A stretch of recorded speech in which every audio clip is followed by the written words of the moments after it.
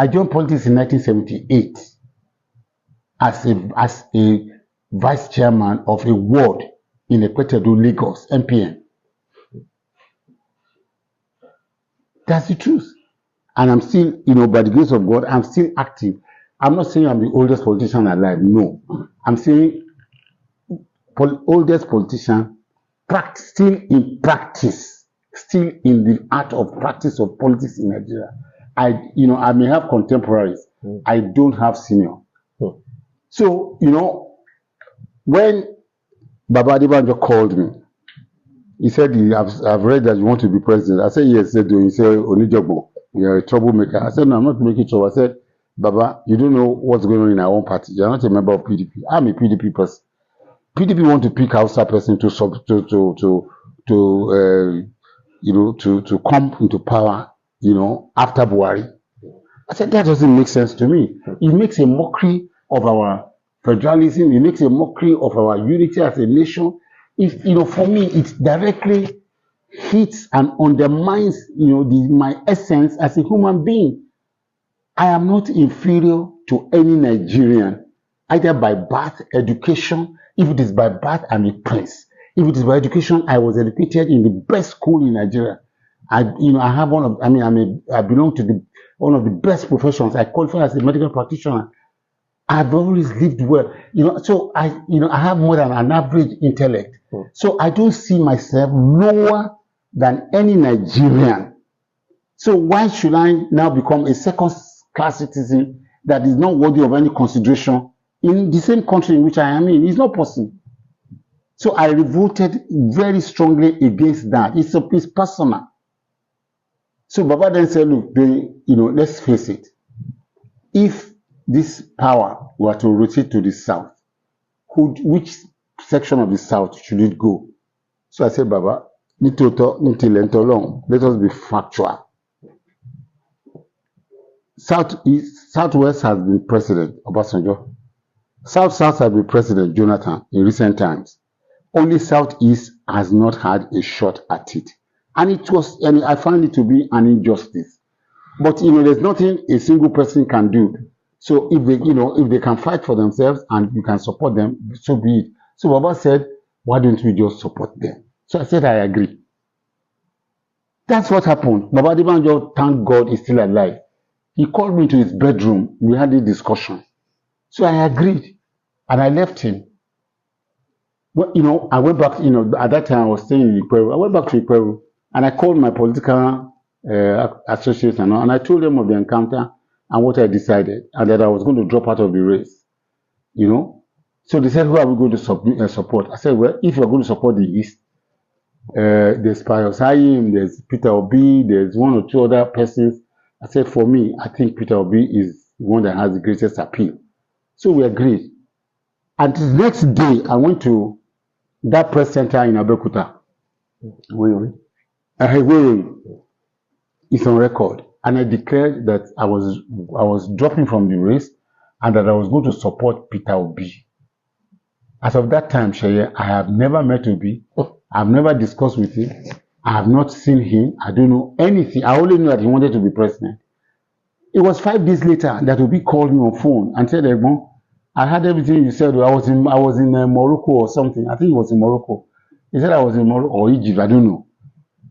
He said, when can we see? I said, I said, I've declared support for you. Are you in Lagos? He said, yes.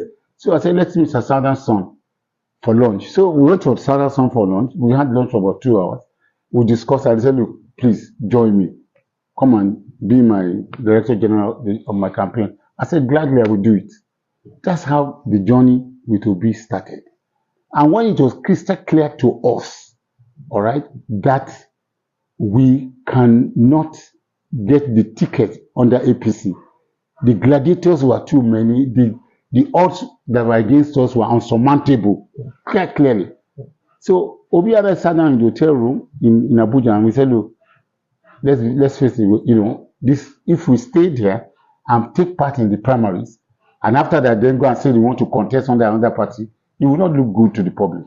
So let us leave before they do their primaries. So we left. PDP. We left PDP. Okay.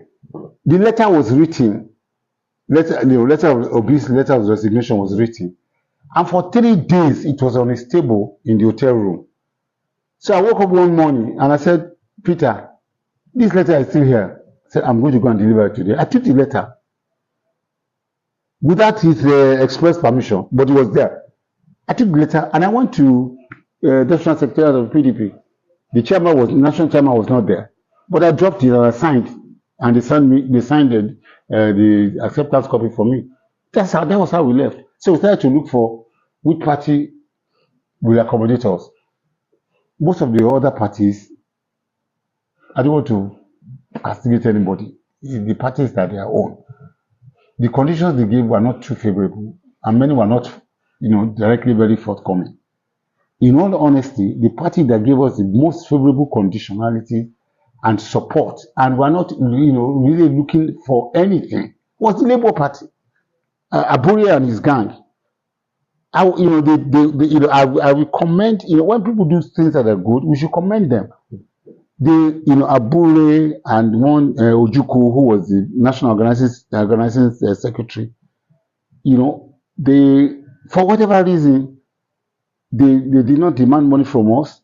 They gave us accommodation. They even said, if we wanted anything or changes in the ESCO and all that, we should discuss with them. We told them, just hold on to your ESCO, no problem.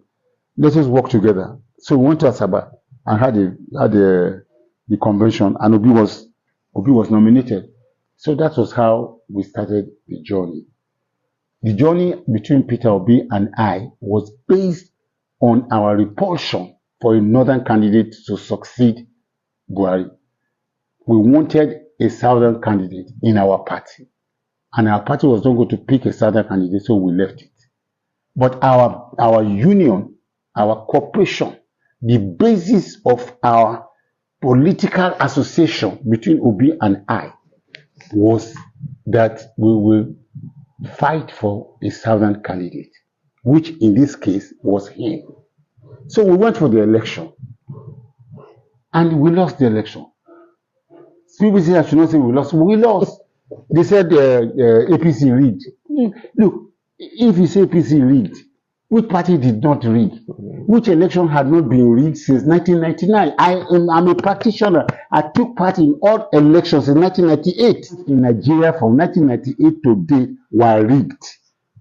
Was Tinubu the one conducting them? Or was Tinubu the one contesting at that time? It's not true. So, we have a bad system. Let us agree. And we must look at it properly and reform it for our own good. So that, it's not judges that will be determining who the governor of the state will be, who the president of the country will be. Look at the election that we held in America. Nobody went to court. It has been held in UK. Nobody went to court. It has been held in, there's no need to go to court if the elections are transparent and, flawless. You understand my point? So, as far as I'm concerned, to say that because the election was flawed, then nobody won is not true. I was the Director General of the Labour campaign organization, President Campaign Organization. We ran, a most fantastic campaign. You know it yourself. Yes, we did a lot of mobilization, but we had our flaws. We had shortcomings. The party was, grossly and inadequately arranged to cover a national election.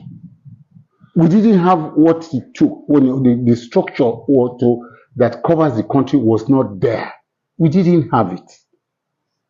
We didn't have polling agents in more than 80% of the polling booths in the country. How can you win the election? How? Even if you won, if you are not there, they will change it. Yeah.